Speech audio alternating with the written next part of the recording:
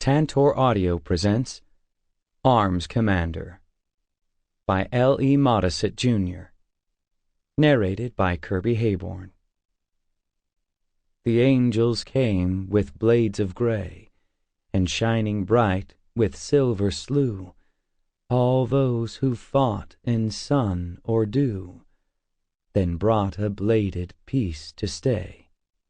Oh, do not fear the angels' wrath, nor run with man's heroic herds, more fear those golden sweetened words of lords who've strayed from order's path. Westwind. 1. In the late afternoon, on the roof of the world, the guards stood silent on the practice ground, their eyes fixed on the blackness rising just above the western horizon, as Istril stepped out of the main door of the Tower Black and crossed the causeway. Saryn, arms commander and former command pilot, stood beside Ryba of the swift ships of heaven and Marshal of Westwind. The tip of the Marshal's wooden practice wand touched the ground, and she gestured toward the silver-haired guard and healer to approach. Istril continued her measured pace toward the Marshal and the arms commander. The other guards waited, their eyes moving from the Marshal to Istril and back again, while Saryn of the flashing blades studied the darkness rising in the western sky. The silver-haired healer halted 3 paces from Ryba and inclined her head. "Marshal, what do you think of that?" Ryba glanced from the pregnant and silver-haired healer to the west, beyond the imposing ice needle that was Freyja. "That has to be the engineer." Darkness swirled into the sky, slowly turning the entire western horizon into a curtain of blackness that inexorably enfolded the sun, bringing an even earlier twilight to the roof of the world. For a moment, Freyja shimmered white, then faded into the maroon darkness that covered the high meadows and Tower Black. "I could already feel the shivering between the black and white," Istril said slowly. "So did Saryn." "And you didn't tell me immediately?" asked the Marshal. "What could we have done? Besides, it's more than him. More than the healer, too. Something bigger. A lot bigger." Ryba shook her head before asking, "Do you still think it was right to send Werrell?" "He's all right. I can feel that." Istril paused. "That means Nylon is too. But there's a lot of pain there." Her eyes glistened, even in the dimness. "When the engineer gets into something, there usually is." Ryba's voice was dry. Saryn said nothing, wondering still how Ryba could be so chill. "He doesn't do anything unless it's important." Istril continued to look past Ryba toward the horizon. "That just makes it worse, doesn't it?" Ryba's voice was rough. "Yes, sir. It's worse because you forced him out, you and your visions." But Saryn did not speak the words, nor look in at the Marshal. "Visions have high prices and deeper costs." After another period of silence, Istril nodded, then turned and walked swiftly back across the practice ground and the causeway into the tower. For a time, Ryba continued to study the growing darkness of a too early night as the faces of the guards shone blood-red in the fading light. Then Saryn gestured silently, and the guards slipped away, filing quietly back into the tower for the duties that never ended. The faintest of shivers ran through the ground beneath the Marshal's and the arms commander's feet, and the meadow grasses swayed in the windless still of unnatural twilight. Another ground shudder passed, then another, as the gloom deepened. The marshal waited and watched. Then, abruptly, she turned and walked back across the practice ground and the causeway, into Tower Black.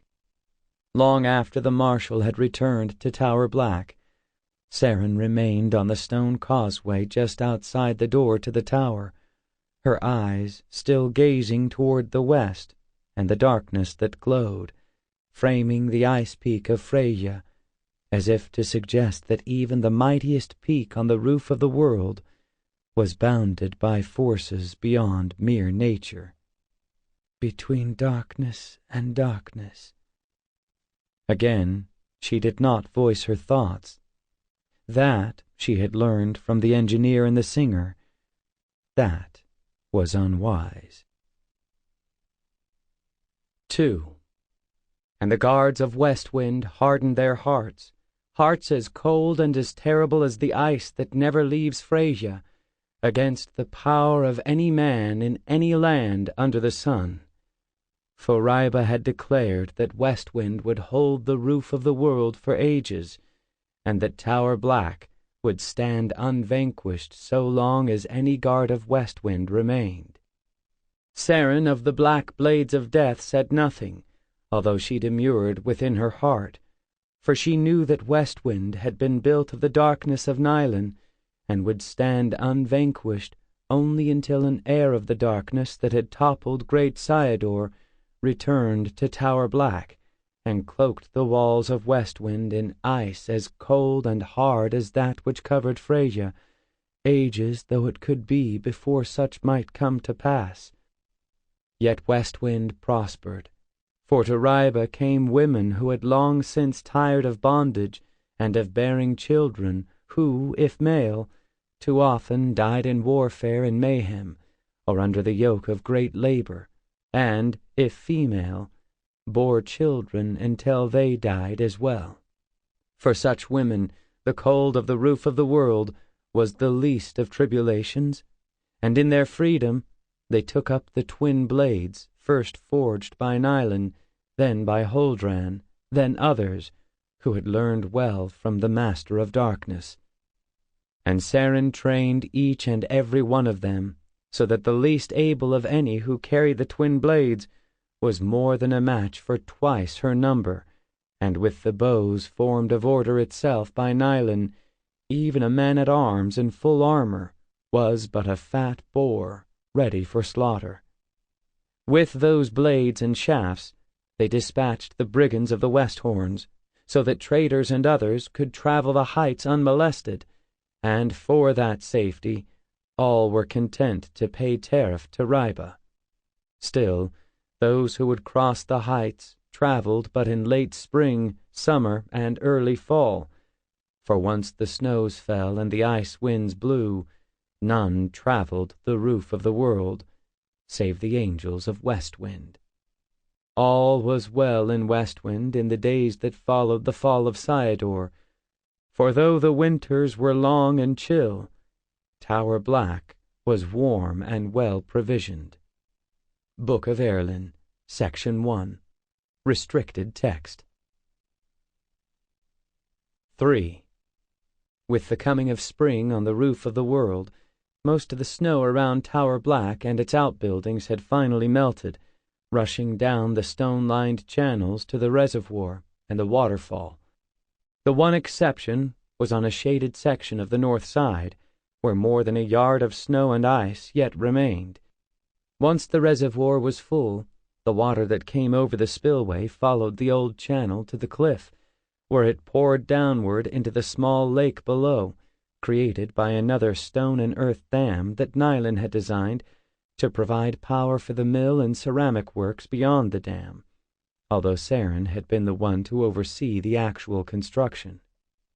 Saryn walked swiftly along the south side of the stone road from the tower up toward the smithy. So early in the season, the ground around the tower was swampy, and her boots would have sunk up to the calf everywhere, except the arms practice field, which had been laid over stone and was well drained, and the stone-paved roads and causeways. The star flowers had begun to bud, covering the stone cairns to the south and east with green, but the delicate blooms bent to a gentle though still chill breeze out of the north. The south-facing sloping meadow to the north and east of the tower was a pale green haze. Saryn could remember all too well when it had been seared grey. Now, even the small stone cupola from where Nylund had wielded the last laser in all of Kandar, and perhaps the first and last in the world, had been removed, its stones incorporated in the foundation of the larger complex of towers and quarters that Ryba had ordered begun the previous year. Just to the south of the foundation, and the courses of stones that reached head height in some places, was a low building, the so-called guest cottage, where messengers or travelers could stay. Not that the interior was all that elaborate. A squad of junior guards was running through warm-up exercises as Saryn left the practice field behind. They were the newest of more than 2 companies of guards, nearly 200 armed women, and another 100 who had some weapons training. Saryn shook her head. Who, except Ryba and Nylund, would have believed Westwind could have mounted an effective armed force of so many women? And who among the Marines and ship's officers who had landed more than 10 years earlier would have realized that those 10 years would have been filled with fighting off attack after attack, largely because Westwind was controlled by and for women? She kept striding up the stone-paved road, and shortly she stepped through the half-open door into the far warmer air of the smithy. Both anvils were in use.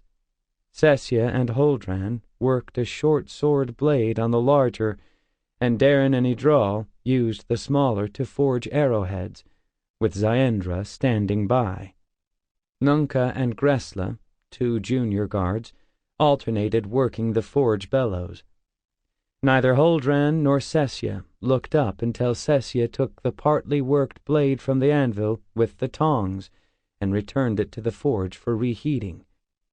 Darren gave Saryn a quick glance and a nod, but did not miss a beat with his hammer.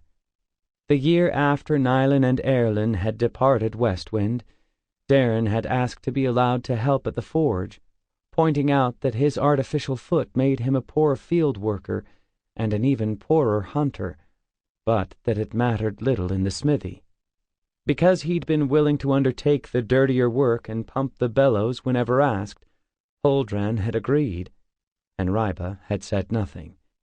Although Idral had begun almost a year before Darren, after 9 years she and the one-footed man were about equal in smithing skills, and both were adequate smiths. Darren had also become a father twice, and both his son and daughter were with Hryessa, the brunette local who'd shown such fire and such a zest for arms that she'd become the guard captain of the 2nd company. Saryn had no doubts that Hryessa was actually a better leader than Lysel, the captain of the 1st company, but Lysel had been one of the original angels from the Winterlands, and her experience, as well as her silver hair, had resulted in her becoming the 1st guard captain, after Istril had refused to take the position, noting that her healing skills made it ever more difficult to kill. Saryn stopped well back of the anvils, then asked Huldran, "How long before you can provide the last 20 blades?" "Arms, Commander," Huldran replied. "With everything else, it's going to be midsummer." The master smith might have asked why Saryn had pressed over the past year for another 200 blades, enough to equip another full company with the twin blades, when there was only a handful of guards even available to begin forming a 3rd company.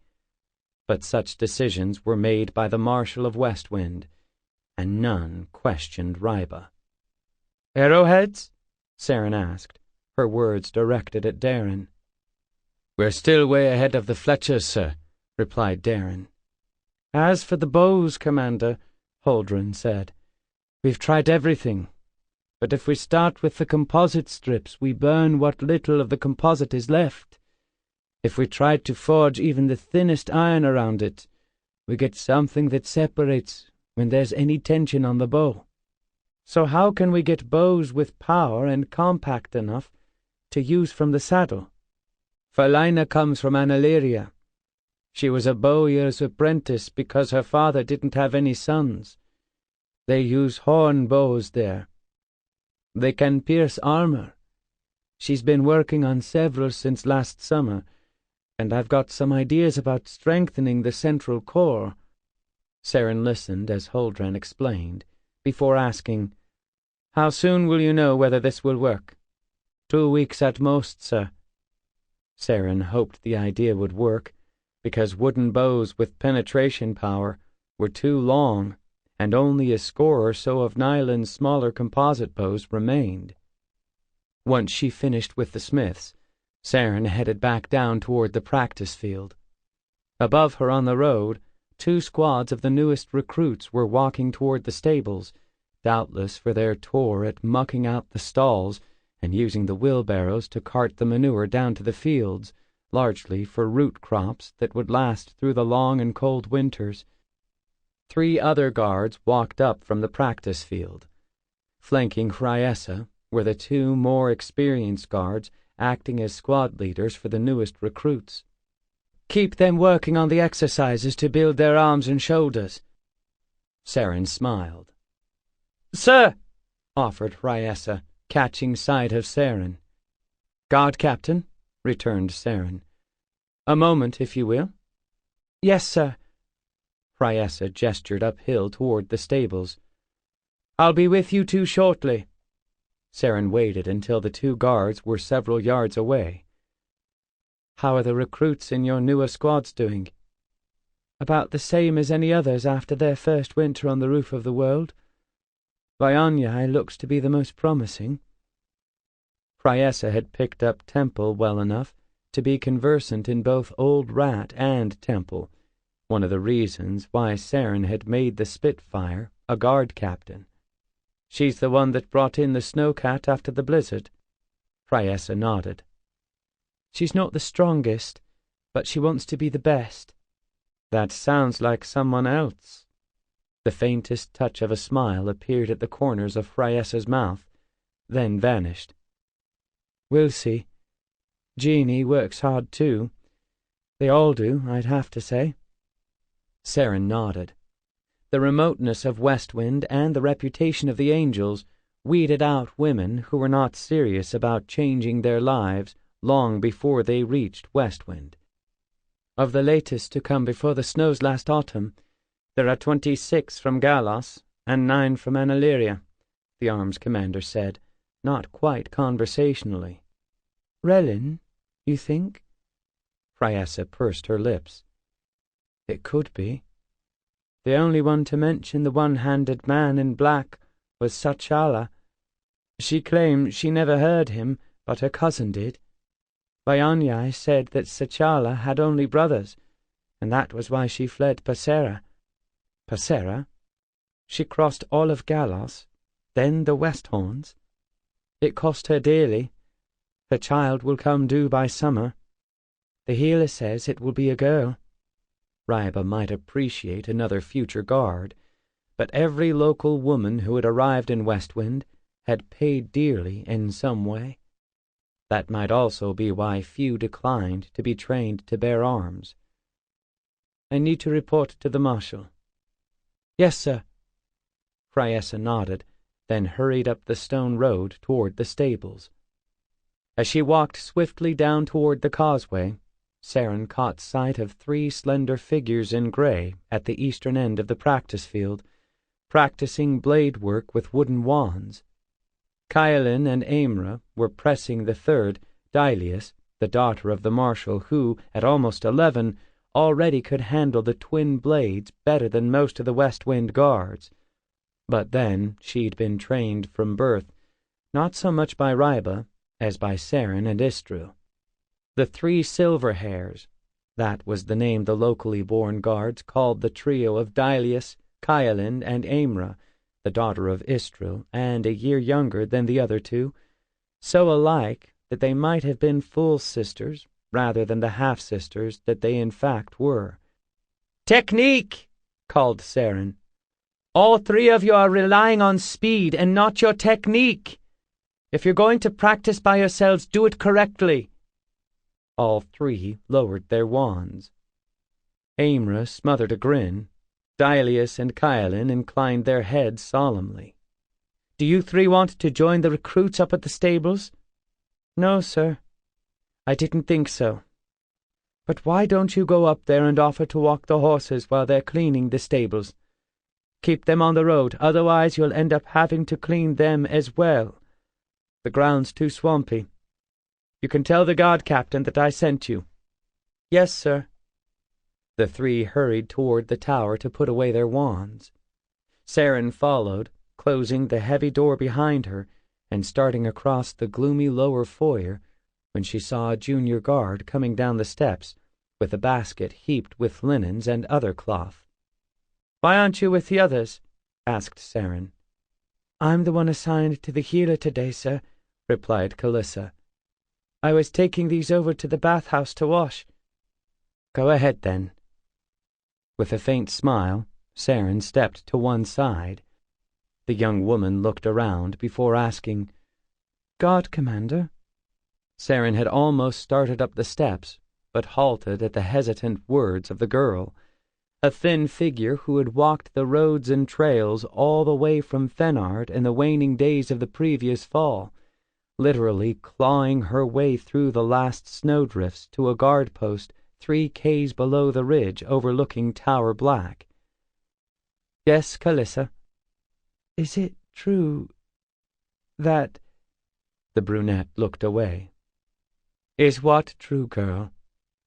Despite her irritation at being waylaid on her way to see the marshal, Saryn refrained from snapping because Calissa never complained, never whined, and gave her all to anything she was asked to do. "The stones, sir. They say that they were cut from the heart of the world by—" Saryn wanted to shake her head. Nylan had been gone little more than 10 years, and already the engineer was a legend. The mighty Nylan, the mage who had humbled 2 rulers, then toppled the White Empire, if with Erlin, the singer of life and death, and the man who had fled the wrath of the terrible Ryba, she reminded herself. Yes, every stone in Tower Black was shaped in fire by Nylan. Is that what you wanted to know? Calissa nodded, but a question remained in her eyes. And you also want to know why someone so mighty would leave Westwind? Saryn smiled wryly. He and Ryba did not view matters in quite the same fashion, and she can see not only what is, but what will be. Not even Nylan wished to cross her knowledge of what was, is, and will be. That was an oversimplification, but after years of having to explain, Saryn knew what satisfied the young women who had sought Westwind as a refuge. "Thank you, sir." "You best get on with the wash," Saryn said, gently but firmly. "Yes, sir." Calissa continued on with the basket. Saryn made her way up the solid stone steps that formed the center of the tower, all the way to the topmost level, and the marshal's study. At the sound of Saryn's boots, Ryba lifted her eyes from the map spread across the simple circular table and rose from the straight-backed chair. "How is Huldran coming? By midsummer we should have enough blades for another full company. She can't duplicate the bows, not the way Nylan did them." "If you please." Ryba's voice was cool. "Just the status. One of the Analyrian herder girls has been working on ways to make a better horn bow, and Huldran has some ideas for coring it that might work." "What about firearms? With all those white wizards?" Saryn shook her head. "Using black powder for explosives and road work is one thing, but making firearms by hand would take far longer than the blades. We haven't found any sulfur anywhere in our territory, or even nearby, and the white mages could explode the powder in battle. We've barely managed to trade for enough sulfur for explosives for the road work." "Save it. No more road work this year, not that requires blasting. Press the smiths for all the blades and arrowheads they can deliver. How much of the second company can you mount? About 2/3 without any spares. All of them, if we had to, Saryn conceded.